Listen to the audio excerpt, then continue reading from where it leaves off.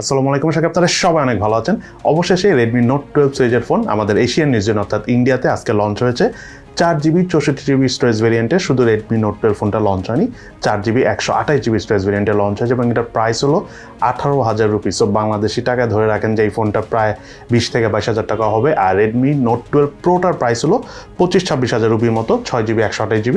So এটা 30,000 টাকার মতো হবে বাংলাদেশে। আর যেটা Redmi Note 12 Pro Plus সেটার প্রাইস হলো 30,000 রুপি। সো এটা ধরে রাখেন শুরুর দিকে 40-45,000 টাকা হলেও আস্তে আস্তে সেটা হয়তো বা 34 থেকে 35,000 টাকায় বাংলাদেশ মার্কেটে অ্যাভেলেবেল পাওয়া যাবে।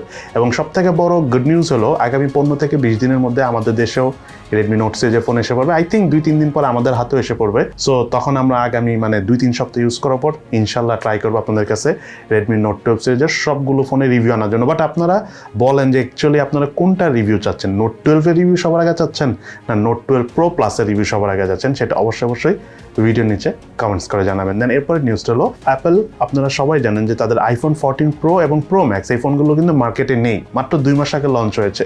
এমন না যে সব ফোন সেল হয়ে গেছে দেখে মার্কেট আউট, তা না। তাদের যে পরিমাণ ফোন প্রোডাকশন করার কথা ছিল সেটা করতে পারেনি, বিকজ চায়নাতে করোনা ছিল, ঝামেলা ছিল। তাদের একটা অনেক বড় যেই র ম্যাটেরিয়াল সাপ্লায়ার ছিল ফক্সকন, তাদের ফ্যাক্টরি বন্ধ ছিল করোনার কারণে, লকডাউন শাটডাউন দুইটাই ছিল।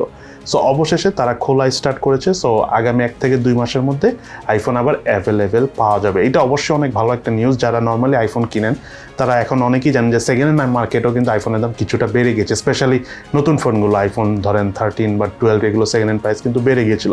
সো 2-3 মাস পর যে কমে যাবে। আর অনেকে যারা আপনার রোজার সময় ঈদের সময় ফোন কিনতে চান, আই হোপ তারা কম দামেই মোটামুটি এখন থেকে যা প্রাইস আছে এর থেকে কমে আপনারা আইফোন পাবেন। এদিকে অপ্পো ডিক্লেয়ার করলো তাদের ফোনে অ্যান্ড্রয়েড 13 ভার্সনের আপডেট এই আগামী কিছুদিন থেকে আসা স্টার্ট হবে। শুরুতে F21 সিরিজের ফোনগুলোতে আসবে, তার পাশাপাশি অপ্পো Reno 5, Reno 6, Reno 7 মানে এইভাবে আসা স্টার্ট করবে। তবে শুরুর দিকে এই ফোনগুলোতে আসবে। দেন আস্তে আস্তে অপ্পোর যে A সিরিজের ফোন আছে যেগুলোতে অ্যান্ড্রয়েড 13 সাপোর্ট করবে, সেসব ফোনেও তার পরের কোয়ার্টার অর্থাৎ মার্চ এপ্রিল পার হওয়ার পর জুন জুলাইতে দিকে যে সেসব ফোনেও অ্যান্ড্রয়েড 13 ভার্সনের আপডেট এসে পড়বে। এদিকে একটা ব্যাড নিউজ হলো টিকটকে অনেক কর্মী ছাঁটাই করবে। এটার থেকে বড় নিউজ হলো আমেরিকাতে ওয়ার্ল্ড ওয়াইড অ্যামাজন থেকে প্রায় 18,000 কর্মী ছাঁটাই করবে। আপনারা সবাই জানেন যে রিসেন্টলি ফেসবুকেও কিন্তু অনেক কর্মী ছাঁটাই করতেছে। গ্লোবালি এমন একটা অবস্থা রয়েছে যে অনেকেরই কিন্তু জব চলে যাচ্ছে।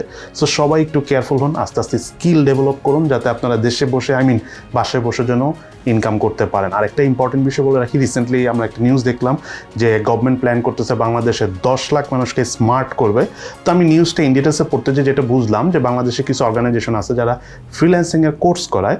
তো সেই সব কোম্পানির মাধ্যমে আপনারা ফ্রিতে ফ্রিল্যান্সিংয়ের কোর্স করতে পারবেন। আমি কোম্পানিগুলোর নাম বলবো না, বাট একটা কথা আপনাদেরকে বলে রাখি, এই যে ফ্রিতে যে কোর্সগুলো করায় না, এখান থেকে এক্স্যাক্টলি আপনারা খুব একটা কিছু শিখতে পারবেন না। এখান থেকে শিখে সাকসেস হওয়াটা খুবই কঠিন। হয়তো বা আপনার নিজের জোরে সেটা করতে পারবেন, চেষ্টা করবেন টাকা পয়সা দিয়ে হলো ভালো জায়গা থেকে করার জন্য। কারণ গভর্নমেন্ট ফ্রিতে করালো, এই কোচিং সেন্টারগুলো যখন আপনাদেরকে কমপ্লিট করবে, সার্টিফিকেট দিবে, এই সার্টিফিকেট যখন গভর্নমেন্টের কাছে জমা দেবে, গভর্নমেন্ট কিন্তু এদেরকে পে করবে। সো ওই টাকা পয়সাটা ইনকাম করার জন্য তারা আসলে স্টুডেন্ট পড়ায়। আলটিমেটলি এই কোর্সগুলোতে তেমন কিছু ভালোভাবে শেখানো হয় না। সো দেখা গেল যে আমরা গভর্নমেন্টেরও দোষ দিতে পারবো না, কারণ গভর্নমেন্ট কিন্তু পেমেন্ট করছে। মাঝখান দিয়ে কোচিং সেন্টার দেখা যায় খুব একটা ভালোভাবে পড়ায় না, এবং এটার কিন্তু অনেক ব্যাড রেকর্ড গত 4-5 বছর ধরে আছে, এবং গভর্নমেন্ট এই পর্যন্ত অনেক মানুষকেই পড়িয়েছে, বাট খুব একটা ফ্রিল্যান্সার ওইখান থেকে সাকসেসফুলভাবে হতে পারেনি। ভিডিওতে এই কথাটা বলার উদ্দেশ্য হলো আপনার মধ্যে যদি গভর্নমেন্টের কেউ পরিচিত থাকে তাদেরকে জানিয়ে দেবেন যে গভর্নমেন্ট এই যে বিভিন্ন ইনস্টিটিউটের মাধ্যমে ফ্রি কোর্স করাচ্ছে, গভর্নমেন্ট নিজের পকেট থেকে টাকা দিয়ে, গভর্নমেন্টের অবশ্যই কিছু লোক রাখতে হবে যে কোচিং সেন্টারগুলো আদৌ কি ঠিকমতো পড়াচ্ছে না জাস্ট কোর্স শেষ হলে সার্টিফিকেটটা দিচ্ছে। কারণ সার্টিফিকেট দিয়ে গভর্নমেন্টের কাছ থেকে তারা টাকাটা নিয়ে নিচ্ছে, বাট এতগুলো মানুষকে যে কোর্স করাচ্ছে তাদের তো কিছু হচ্ছেই না, সময় নষ্ট হচ্ছে। প্লিজ আপনার পরিচিত গভর্নমেন্টে কেউ থাকলে এই বিষয়টা শেয়ার করবেন এবং তাদেরকে ইনভেস্টিগেট করে তদন্ত করে বিষয়টা সলভ করার ট্রাই করবেন। কারণ ভুল ধারণা যদি ফ্রিল্যান্সিংয়ের ব্যাপারে মানুষের কাছে একবারে চলে যায়, তখন সেই মানুষটা কিন্তু আর ফ্রিল্যান্সিং করতে পারবে না।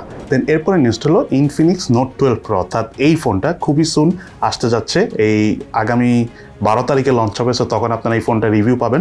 এটাতে মিডিয়াটেক Helio G99 প্রসেসর রয়েছে, 5000 mAh ব্যাটারি রয়েছে। আর ইন ডিটেলসে কথা বললাম না, প্রাইসটাও খুব ভালো এবং ফোনটা যে আমরা ইউজ করতেছি আমাদের কাছে খুবই ভালো লেগেছে।